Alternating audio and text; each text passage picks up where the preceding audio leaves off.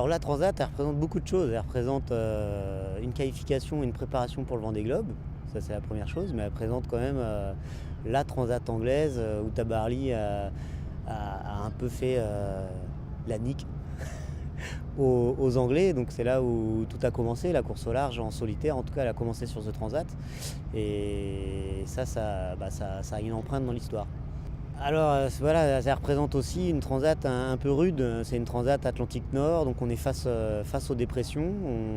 On doit en gérer 2, 3, plus peut-être 4. Donc il n'y a jamais de repos, de relâchement. Jusqu'à New York, tout est possible. Le scénario de la course, il peut changer. Et on affronte quand même les dépressions dans le mauvais sens et le Gulf Stream dans le mauvais sens. Donc c'est pas la route des Alizés au sud de l'anticyclone avec du soleil et 22 degrés établis. On parle d'une porte des glaces parce que qui dit Atlantique Nord, la route passe vraiment très près des bancs de Terre-Neuve. Et puis avec le réchauffement climatique, il y a quand même beaucoup plus de glaçons qui se détachent, ou du moins on a plus de moyens de voir ces glaçons qui se détachent. Et donc il y a une zone d'exclusion qui ne nous permet pas de passer justement près des bancs de Terre-Neuve et qui prouve qu'on passe quand même pas trop loin d'endroits climatiques frisqués. Bon, une course décisive, comme je dis, cette transat, là il y a un super plateau, il y a quand même le bateau qui a gagné les deux dernières transats Jacques Vabre plus le vainqueur du dernier Vendée Globe, contre trois bateaux tout récents avec ces nouveaux foils. Nous on attend encore beaucoup de réponses sur la fiabilité et la performance, la polyvalence de ces foils.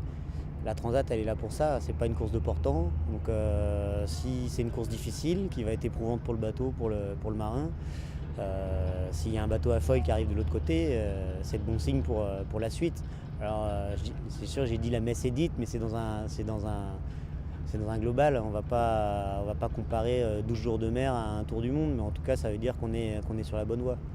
Mon ambition, c'est trouver ces réponses-là, c'est trouver la fiabilité, trouver les réglages, la performance. Et si on peut jouer, évidemment, jouer pour le podium et la gagne. Quand on part sur des bateaux comme ça, dernière génération, c'est pas juste pour faire une croisière en Atlantique Nord. On part pour progresser, pour performer avant tout. Maintenant, avant tout, il faut arriver, parce que toutes les courses, c'est l'endurance. Dur, voilà, c'est une course, on ne part pas à l'esprit libre, c'est dur. On sait qu'on va partir combat, guerre, j'aime pas trop ces mots-là, mais on part pour des choses qui vont être coriaces.